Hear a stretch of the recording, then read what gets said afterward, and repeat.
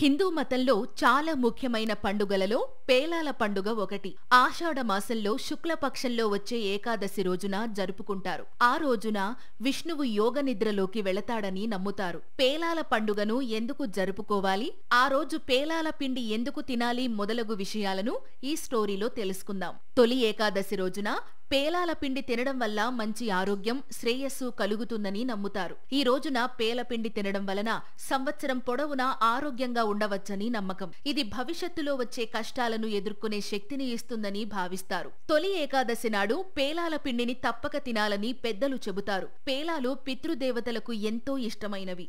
అంతేకాకుండా మనకు జన్మనిచ్చిన పూర్వీకులను పండగ రోజున గుర్తు చేసుకోవడం మన బాధ్యత.